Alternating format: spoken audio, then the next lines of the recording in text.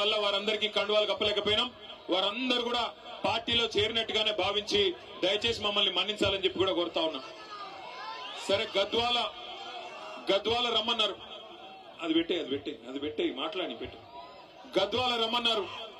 రమ్మంటే మరి ఇక్కడేమో వాన పడేటట్టుంది, మరి రావచ్చా రాలేమా ఎట్లా అంటే, లేదు మీరు తప్పకుండా రావాలి, వచ్చి తీరాలి, వాన పడ్డా పిడుగులు పడ్డా ఏది ఏమైనా నువ్వు రావాలని చెప్పి పట్టుబట్టి ఇవాళ ఇక్కడికి రప్పించిన మా గద్వాల గులాబీ సైనికులందరికీ శిరస్సు మంచి హృదయపూర్వకంగా నమస్కారం.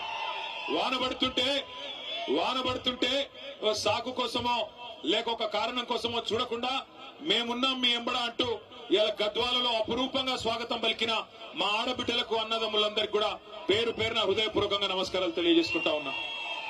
గద్వాలకి మేము రావడం కొత్త ఏం కాదు. మిమ్మల్ని అందరినీ నేను కోరేది ఒకటే, ఇవాళ పెద్దలు కేసీఆర్ గారి నాయకత్వంలో తెలంగాణ రాష్ట్ర సాధనలో కూడా గద్వాలు ఆనాడు పోరాటంలో కూడా ముందున్నది, తెలంగాణ ఉద్యమంలో కూడా ఆనాడు ముందున్నది.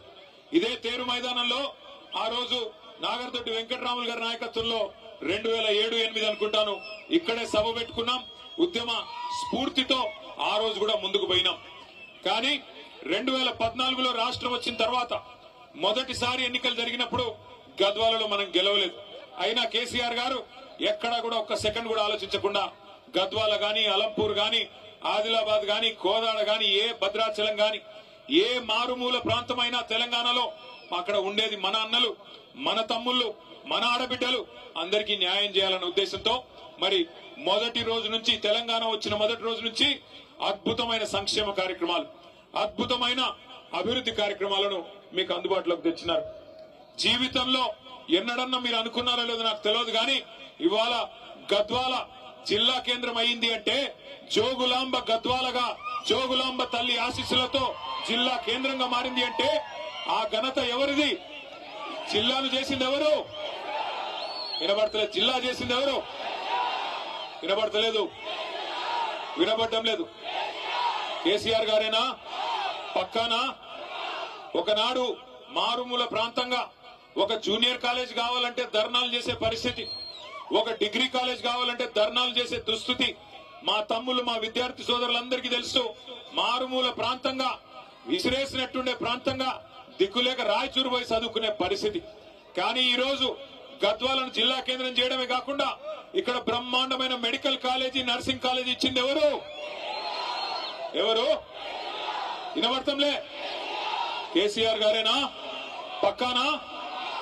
మెడికల్ కాలేజ్ వచ్చింది. ఇక్కడికి వచ్చేటప్పుడు చూసుకుంటా వచ్చిన మా దర్గా కాడ మెడికల్ కాలేజు, బ్రహ్మాండమైన హాస్పిటల్, నర్సింగ్ కళాశాల అద్భుతంగా నడుస్తా ఉన్నది. ఆ పక్కనే గద్వాలలో ఆ దర్గా దగ్గరనే మెడికల్ కాలేజ్ యువతల 1275 డబల్ బెడ్రూమ్ ఇల్లు ఇచ్చింది ఎవరు? పూర్తయినాయా? దానికి మొన్ననే రంగులు మార్చినారంట కదా, చూసినారా మీరు? రంగులు మార్చి రిబ్బన్ కట్ చేసిపోయినారంట మొన్ననే. ఏది? మన డబుల్ బెడ్రూమ్ ఇళ్లకి 3 రంగులు పూసి ఇదే ఇందిరమ్మ ఇల్లు అని చెప్పి మొన్న వచ్చి 3 మంత్రులు రిబ్బన్లు కట్ చేసిపోయినారంట. గద్వాల ప్రజలను అమాయకులు అనుకుంటున్నారు, మీకు తెలియదు అనుకుంటా ఉన్నారు. జిల్లా చేయడం మాత్రమే కాదు, మీకు మెడికల్ కాలేజు, నర్సింగ్ కాలేజ్ చేయడం మాత్రమే కాదు, ఇదే గద్వాల తాలూకాలో సాగునీరు సమృద్ధిగా అందాలని చెప్పి ఇటు మొత్తం జిల్లాలో అటు గట్టు ఇటు తుమ్మిళ్ళ 2 లిఫ్ట్ ఇరిగేషన్ ప్రాజెక్టులకి శంకుస్థాపన చేసింది ఎవరు?